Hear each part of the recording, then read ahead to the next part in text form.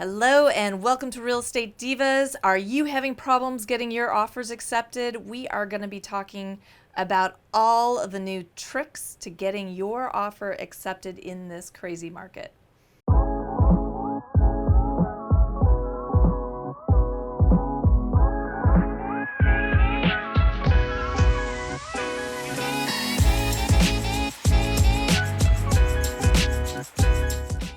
Hey there, welcome back to Real Estate Divas. I'm Jer'Leigh Thompson with Texel Real Estate and Real Estate Reformation. And I'm Kristin Gerst with Capricorn Mortgage Investments.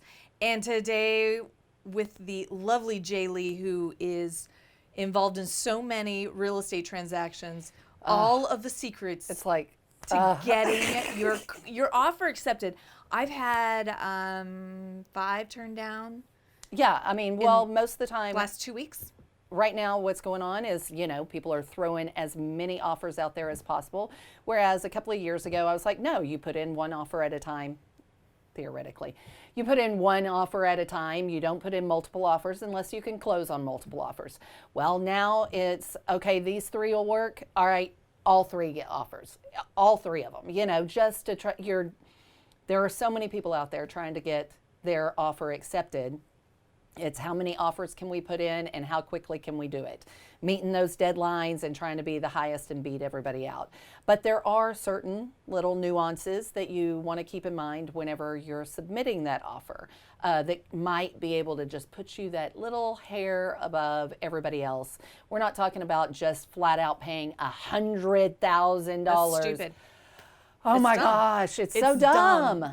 It's so dumb. Well, because like we said, at some point, we're not talking about crash or anything, but we're talking about this is, you don't want to be upside down on your property, it's just crazy. And I don't think we're going to see a huge dramatic crash overnight like what we saw before a decade ago. But that doesn't mean we're not going to plateau for a while. And if the economy slows or stalls and all of a sudden there are fewer buyers out there, yeah, then you're definitely going to see a dip in what that property is worth. And I mean, it's inevitable. Everything's cyclical. Anybody that says it's never going to happen, anytime you use never in almost every industry, especially real estate, you're wrong. You are going to be flat out freaking wrong. right? And And that was me. That was me a decade ago. I was so wrong. yeah, but it happens. I mean, everybody never. We could never go down. Why? Strong economy. This is Texas. Everybody wants to live here. Everybody's moving here. Yeah.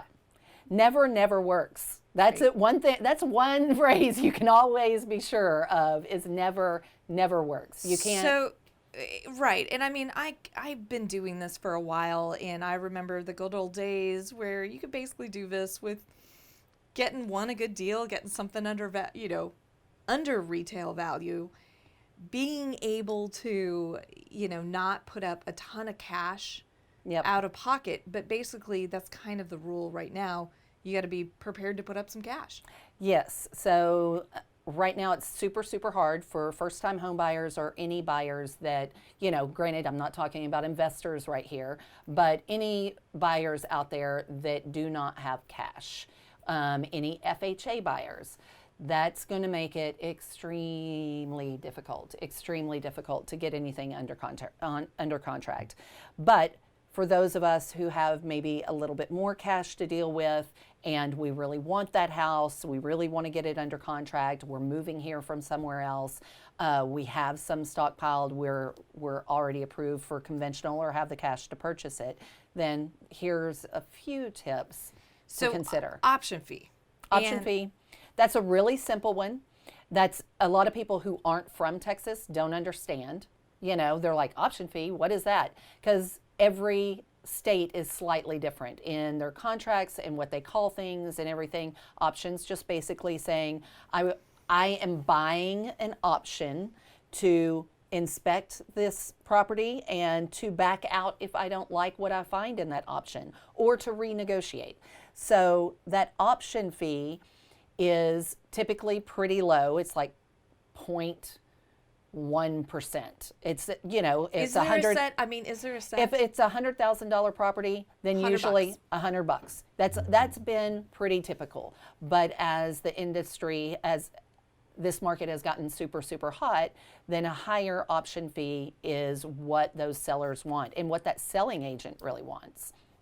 Because that basically means I'm serious. I don't care what I find in the inspection. I want to stay with this property. So if it's a $200,000 property, and usually the option fee, you know, a year ago the option fee would be $200, that you're willing to lose if you back out. So just to be clear, you're paying the seller this. The seller gets to keep it regardless, whether you buy it or not. Well, no, they get to keep it. They deposit that check. If you complete the contract, if you close on it, then it gets credited back to the buyer. If you don't close on that contract, the seller's keeping that money and you don't get that money back. So that's money that you're putting up just for the right to inspect it and back out. How high are you seeing option fees go right now? At $200,000 property, I'm saying offer $500. Offer $800. You know, That's I mean, not it's too bad. It's not outrageous, but the higher that is, the more it tells the seller, selling agent, and the seller, this person's serious. They are not going to try to back out in the option period. They will not want to walk away. So it gives them more faith that this property is going to close. So, and option periods are not unlike when you're dealing with a wholesaler and doing a non-refundable deposit. exactly. It's the same thing, and those are not. I mean, it's not uncommon that those are $1,000 or $5,000. Yeah, typically those are $5,000. But the difference with that one, that non-refundable, that's a chunk of change just to do your inspections. But they don't allow, you know, on those wholesalers, it's not like you get an inspection period to back out. Right. You know, that's gone no matter if you close or not. It's gone. So, but again, the option period, offer more money for that option period. And then typically in Texas, you were seeing anywhere from 5 to 10 day options so that you would have enough time to get all of your inspections done. If the inspection came up with, you know, plumbing issues, then you get to have a plumbing expert come out, do their test, see what that is so that you can renegotiate that period or renegotiate that contract. Now, though, you're not getting a 10-day option. You're probably not getting a 7-day option, maybe a 5-day option, depending on what your contract looks like. But many people are just waiving it. Going, I'm just going to buy it. Regardless of what I find, I don't care. Yep. I don't care. I don't care what I find in this house. I'm buying this house. I don't need an inspection. Which, you know, if there's an experienced buyer, okay, you know, and if you have the money to fix all this stuff, okay. I have to say, in my tenure, I rarely did property inspections. But you were buying investment properties. I fully had the anticipation that I was going to basically rehab and fix every inch of that property anyways, so why did I need a property inspection? Exactly. Now, if you're buying something that's basically at retail value and paying full price for it, over full price for it, I would have to say you want to know that these things are fixed and fixed right. Yeah. Or that, you know, you want to know what type of shape that property is in, because we've all seen that lipstick on a pig. And you walk in, it looks fantastic. And then you do a inspection and you're like, holy cow. Yeah. Like, what in the world Right. did you do here? And to be fair, a lot of inspection reports are kind of bull anyways, because... Yeah, I mean, it's a lot of nitpicky stuff. And, well, it's not just nitpicky, but they're not qualified enough to know if the roof, the HVAC, the electrical, or the plumbing is good. So they're like, well, this looks suspect to me. Yeah, Better have this checked out by another professional. And in what you're saying, in this market, you don't have time to do that anyway. You don't have time to do that anyway. So most of the time, or not most of the time, we're just seeing a ton more of retail buyers waiving their option fee completely, or waiving their option period completely. And it's just scary to me because most buyers out there, or a lot of buyers out there, once they get into the house, that's their big lump sum. They don't really have a lot set aside for what they're going to, how they're going to fix it up. yeah, what's going to happen if something goes awry. Nor will they have the wherewithal, the knowledge, the experience, or the contractors to do it. So, I mean, there's so many things that can go wrong there. So that's a big thing, though. That's one of those, that's if you can go ahead and waive the option fee and you feel comfortable doing that, or let's The say option you've got period. the option period. So if you can waive it completely. We're putting down a lot of money for option, but Well, then we're no, saying, I don't want that. The best case scenario, if you want the house and you have the experience, is get rid of the option. I don't need it. Okay, so you're not putting up an extra Yeah. $500 to say, I don't need it. We're not going to do an option We're not period. going to do an option period. If you absolutely need that option period, which most people do just for their peace of mind, just to know what they're getting into, and not only that, it's another strategy of renegotiating the contract, especially when you're overbidding. Right. But if you go through that option period and you decide you need that option period, then put that extra cash in there, because it's going to make your offer more appealing and make that option period as small as possible. So you're looking at 3 to 5 days, not 10. 10. You don't get You don't two get 10. business weeks. Yeah, Yeah, you get 1 business week maximum. yeah, Okay. max. No. Then the other one would be buyer paying all the closing costs, which Is we that see a all lot. closing costs? Is that including like the agent fees? No, the agent fees are always typically the seller. Yeah, right. Yeah. Those aren't really considered in the closing cost whenever you're writing up a contract in Texas. Again, we're talking about Texas contracts. So on the TREC contract, whenever you're writing something in there and you say that buyer's paying all closing costs, that's what's being charged to the seller from the title company. There are certain things that by law the seller still has to pay, but the ones that are negotiable, then the buyer's willing to pay. Okay, so we're, as prorated taxes, prorated interest or any of that, that really does belong with the seller. But things that are, in Texas, historically, sellers have bought the title policy, paid for the title policy. Exactly. But that would now go to the buyer side. Exactly. Okay. So that's something that you can call your title company based on the property and where it's located. And they can, most of these are set fees that any title company can tell you this is what that would add to your closing costs. Right. So that one's pretty common and has been going on for a long time. How much can you expect to pay percentage-wise over? So if you're going, okay, I'm just going to pick up all of these closing costs as a buyer. What is it, 1 to 2% additional? Mm-hmm. About that, right? Yep. So, if you're going, all right, I want to get this, yes, I'm going to pay so much more, but if you just go ahead and say, hey, I'm going to pay all closing costs, that's going to look great as well. Well, Okay. right now, buyers, you're paying for everything. The more you pay for, the sweeter your contract looks. Right. So that one's pretty common. The appraisal waiver, though, that's something you and I talked about the other day, and that's become a really hot topic. That's almost required by every seller that I come across these days. It needs to be, because what is the plan? But it has to be also. I would have to say that you were saying that there's a partial appraisal waiver as well.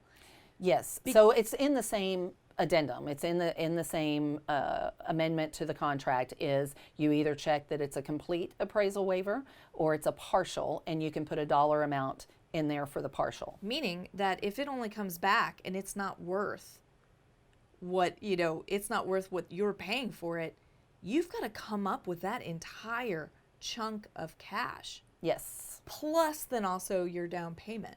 Mm-hmm.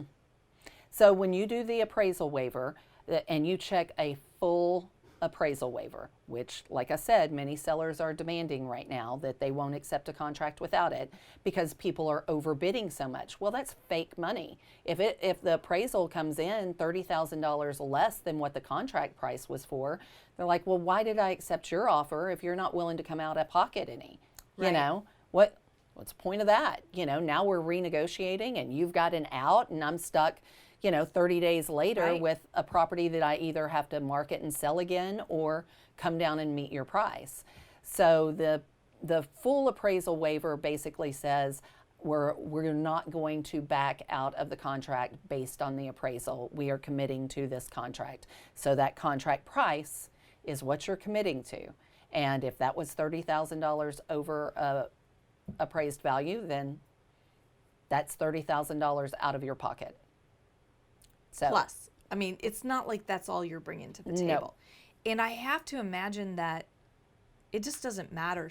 I mean, you can give that appraisal waiver and kind of roll the dice and go, okay, let's hope it comes in high enough and my bank's going to cover most of us. But you either have the cash or you don't. Yeah, that one, you cannot offer that one without actually having that money in the bank.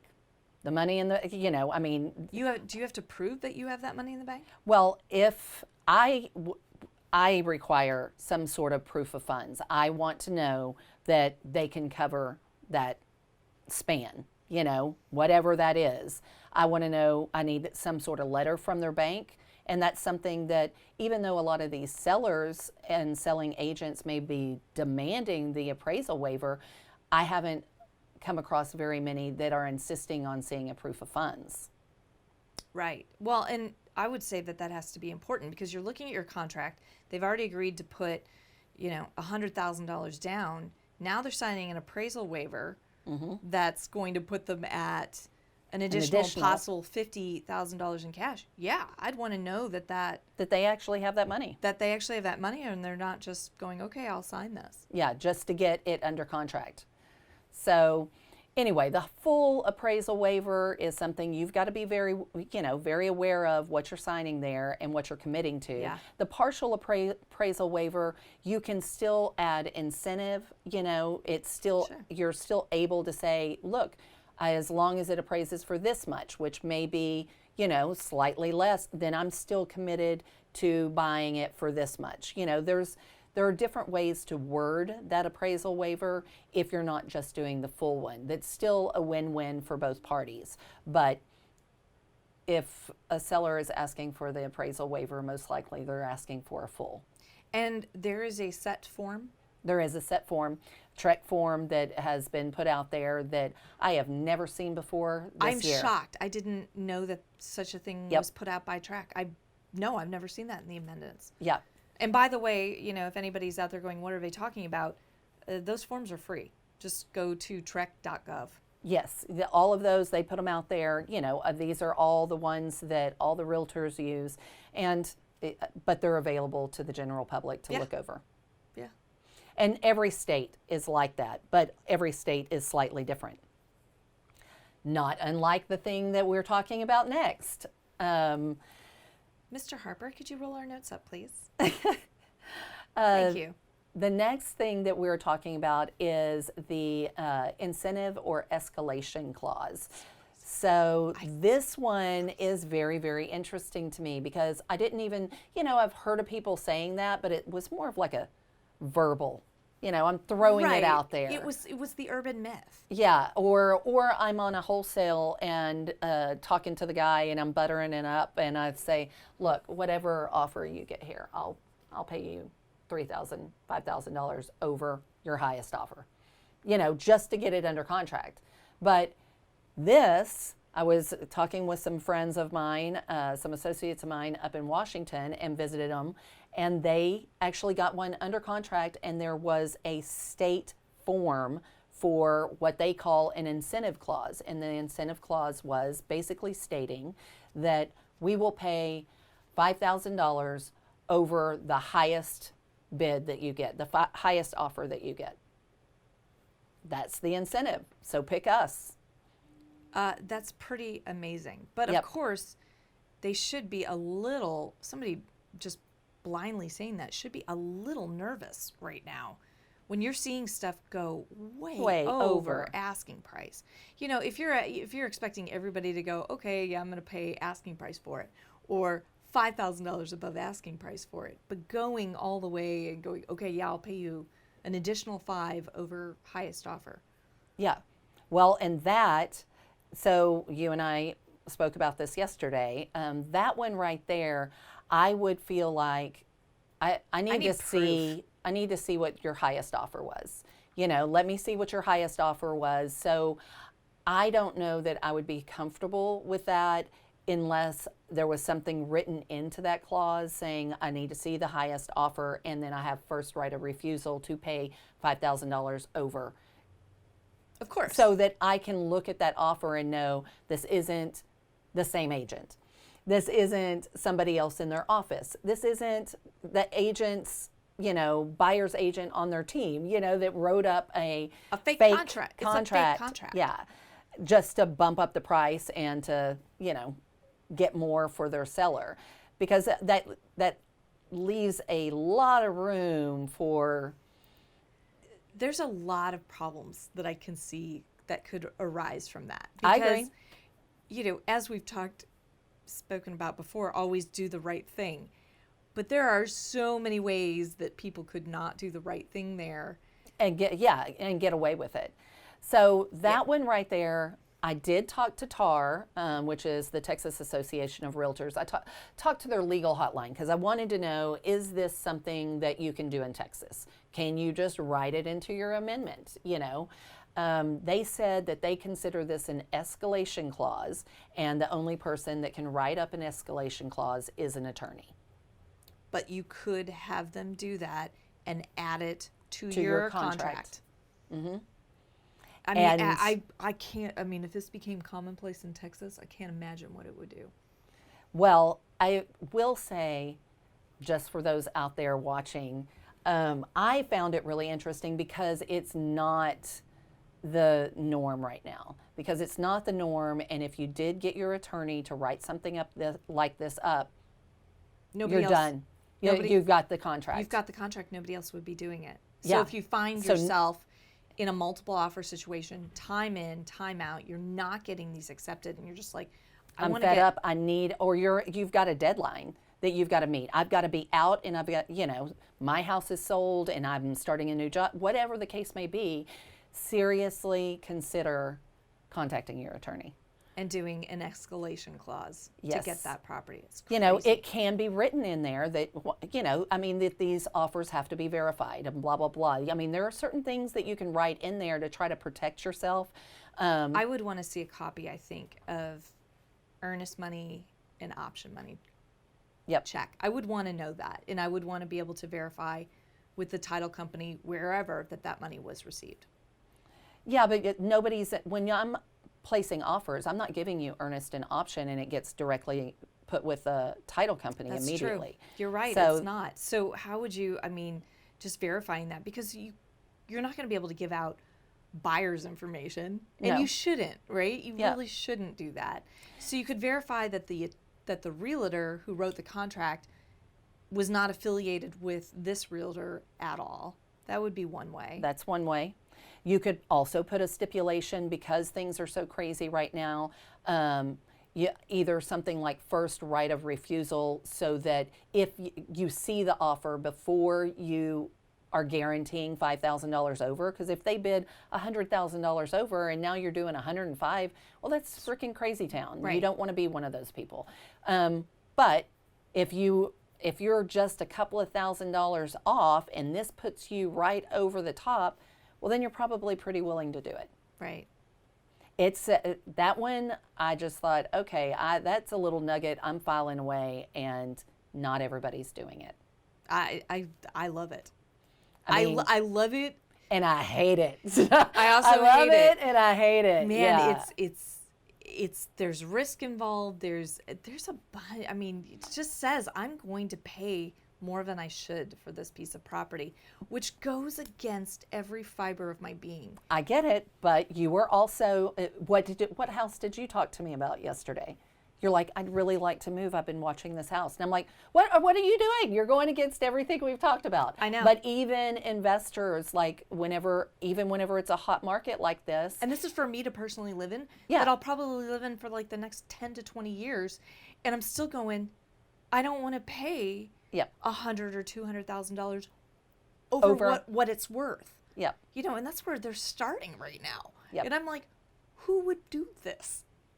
And there's people that do, but most of them that, what's going on out there in, well-populated areas. And we've all seen like the articles of this person, $100,000 over asking. That Does not happen every day, right? Is it $20,000 over asking? Is it 30? Maybe.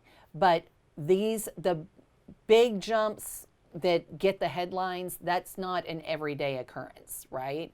It's the ones that are happening every day that are at least, I tell my buyers that I talk to, I'm like, we can't make this offer with $15,000 over asking. You've got to go higher than that. Really? So you already knew that $15,000 $15,000 is not enough. I don't care what price range you're in.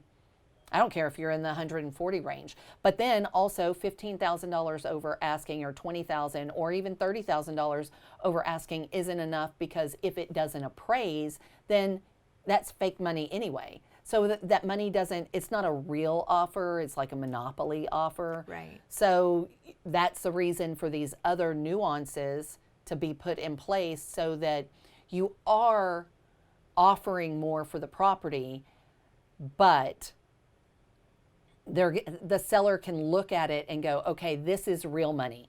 Somebody over here offered me $50,000 over, but they're not offering all this other stuff. Right. So obviously that's fake money, even though the number looks bigger. And I get that. And I mean, and everybody just wants to get more for their property, or, pay the least amount for that property as possible. Yep. But I mean, it seems insane right now for people to be throwing numbers going, okay, I'm just fed up and I need something. Mm-hmm. So I'm willing to do this now. Yep. But you really do. You've got to have the cash sitting there. You do have to have the cash. If you're doing most of these tactics, you're going to have the cash sitting aside. I mean, you can't just offer it and not, I mean, you can and then get accepted and then be in default and hope you don't get sued. But right. Yeah. So these are all like little tactics, but I would say the escalation clause is the sneakiest one, because no one's using it right now. The other is pretty well known, is FHA buyers are having such a hard time. And I feel like FHA gets a bad rap because a lot of sellers get scared for FHA lender required repairs. Well, I can count on one hand how many times I've come across a lender required repair from an FHA. Okay, so I had bad ones 15 years ago. Yep. I don't see that as much now. Nope. In fact, one of the easiest flip remodel sales that I had, I thought I was going to own or finance the thing. Thing went retail FHA in 6 days. Yep. And I was like, oh God, FHA, they have their own appraisers, what are they going to say about this? Yep. Sailed right through, closed fast. Well, didn't have to fix a thing. You can go through, and I actually just walked one of my agents through this, because he had several offers on the table, of course.